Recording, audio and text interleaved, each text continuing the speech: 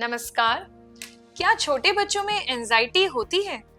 क्या एंजाइटी की वजह से बच्चों में रेस्टलेसनेस, इरिटेबिलिटी, एजिटेशन, मेमोरी की कमी, कंसंट्रेशन की कमी, ये सब प्रॉब्लम्स हो सकते हैं? बिल्कुल होते हैं। और आज के इस हाइपर कॉम्पिटिटिव एनवायरनमेंट में ये प्रॉब्लम्स बच्चों में बहुत ज्यादा बढ़ रही हैं। तो क्या ऐसे लक्षण होते हैं एंजाइटी के बच्चों में जो कि पेरेंट्स जिन्हें देखकर डाउट कर सकते हैं कि मेरा बच्चा किसी एंजाइटी इशू से गुजर रहा है? इसमें सबसे पहले है दर्द।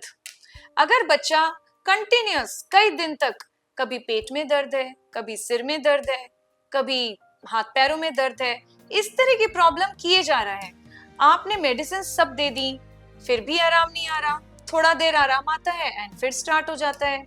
आप डॉक्टर के पास ले गए, आपने तमाम टेस्ट्स करा लिए, सारी रिपोर्ट्स नॉर्मल हैं, कोई भी मेडिकल रीजन अगर पकड़ में नहीं आ रहा है, लेकिन बच्चा तो परेशान है, उसको दर्द कंटिन्यूअस बना हुआ है, तो इस सब के पीछे एंजाइटी एक कारण हो सकता है। देन थकान। बच्चे ने रेस्ट अच्छे से किया है लेकिन फिर भी थका हुआ महसूस कर रहा है। हर समय थकान फील करना, जो एक एनर्जी एक बच्चे में होनी चाहिए, वो अगर आप अपने बच्चे में नहीं देख रहे हो, तो इसके पीछे भी एंजाइटी का कारण हो सकता है। डिसइंटरेस्टेड होना। किसी भी न्यू एक्टिविटी करने के लिए बच्चे में कोई इंटरेस्ट ही नहीं है।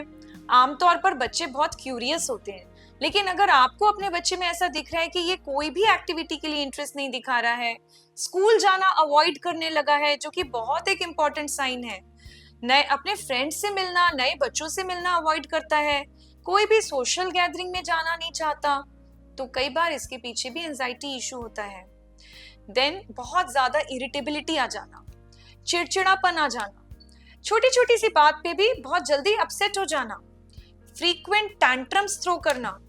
अगर बच्चा जो टैंट्रम्स पहले थ्रो करता था उससे कहीं ज्यादा टैंट्रम्स थ्रो करने लगा है, तो हो सकता है कि उसको कोई बैकग्राउंड एंजाइटी है। एंड स्पेशली अगर कोई पर्टिकुलर सिचुएशन या कोई पर्टिकुलर टाइमिंग है जो आप नोटिस करते हो कि इस एक्टिविटी को करने के पहले या कहीं जाने से पहले, किसी से मिलने से पहले बच्चे को कुछ अजीब सा चेंज इन बिहेवियर उसके अंदर आता है, जैसे कि या तो बच्चा बहुत ज्यादा ओवर टॉकेटिव हो जाता है, कंटिन्यूअसली आपसे कुछ ना कुछ सवाल करता रहता है, बहुत फ्रीक्वेंट क्वेश्चंस कर रहा है, या फिर ऑन दी अदर हैंड ये भी हो सकता है कि बच्चा बिल्कुल चुप हो जाए, बहुत ही ज्यादा क्लिंजी हो जाए, आपसे चिपक कर रहने लगे, आपको छोड़े ही ना।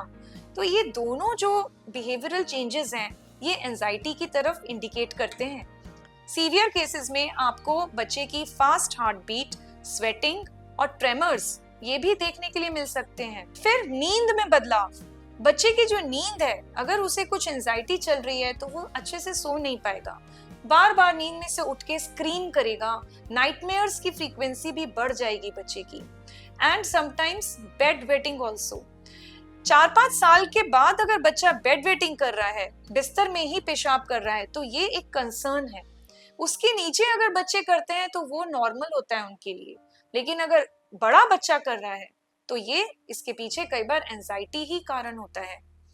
भूख में कमी आना, बच्चे की भूख कम हो जाती है, या फिर ये भी हो सकता है कि ओवर ईटिंग करना शुरू कर दे, बहुत ज्यादा जंक फूड, शुगर की क्रेविंग होना, ये भी बच्चे में एंजाइटी का ही एक साइन होता है। नेल बाइटिंग करना, थंब सकिंग करना, हेयर पुलिंग करना, ये सब एंजाइटी के साइंस हैं। एंड एक बहुत ही सटल साइन जो आपको ऐसे पता नहीं चलेगा, लेकिन अगर आप शार्पली ऑब्जर्व कर रहे हो अपने बच्चे में कि उसके अगर एकेडमिक परफॉर्मेंस में कोई चेंज देख रहे हो, जो बच्चा पहले अपनी स्टडीज में बहुत अच्छा था, अच्छे रिजल्ट्स लाता था, लेकिन अभी अचानक से उसका परफॉर्मेंस लो हो गया है, उसके जो रिजल्ट्स हैं अप टू द मार्क नहीं है जैसी उसकी एक कैपेबिलिटी है, तो कहीं ना कहीं कोई ना कई बार ये इसके पीछे भी एंजाइटी एक कारण होता है।